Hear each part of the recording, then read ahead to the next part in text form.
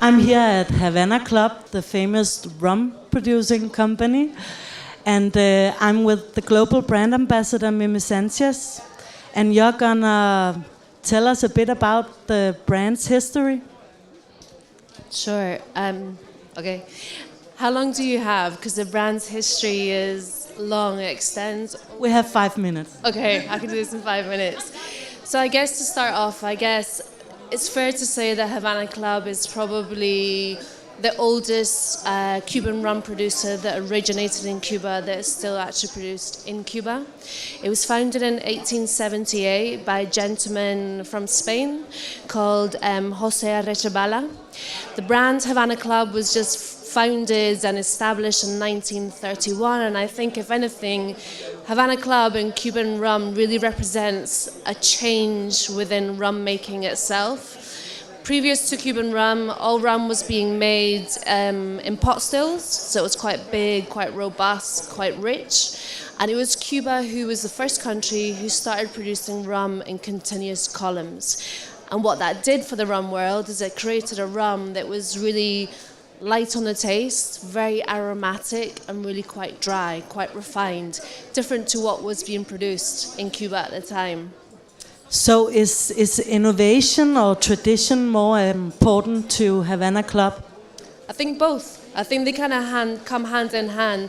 Tradition is incredibly important because we have worked to a specific recipe ever since 1878, but then of course innovation is key.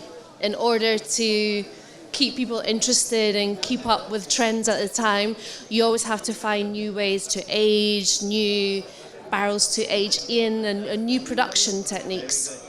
If you look at Havana 7, for example, Havana 7 was a massive game changer within Cuban rum itself. Prior to 1970, when Havana 7 was first created, all Cuban rum was white, or it was light, or it was very, very young. And in 1970, our current master blender, a gentleman called Don Jose Pablo Navarro Campa, if you can remember that later, I'll be impressed. He produced a new rum. Havana 7 was the first premium-aged dark rum to be created in Cuba and to be exported out of Cuba. What are the hallmarks of this product? The hallmarks? The key notes. Keynotes. So Havana 7 is, first of all, a blend of rums from 7 to 14 years old. Legally, for us, we have to state what the youngest rum in the blend is. The keynotes are a representation of Cuban flavors. So you have things like coffee, you have things like kind of earthy, vegetal, almost like young tobacco notes. You have lots of honey, lots of island fruits, things like papaya, pineapple, coconut, flavors that are very seasonal but very key in Cuba. And then, of course, you've got those rich caramel chocolate notes that you would expect from an aged rum. Tell me more about the production process. I think key for us is the aging and the blending process. Our barrels are really important to us, and they're quite unique within the rum category, you can say.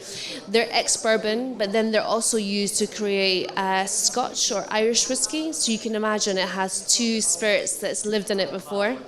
So what you get from that is really kind of key aged kind of barrels. So what you're concentrating more is, instead of getting those rich flavors from the barrels itself, you have the aguardientes and the rum condensing down, reacting with the oxygen around it, and really kind of almost not only kind of activating with the barrel but within itself as well, a concentration of these aguardientes.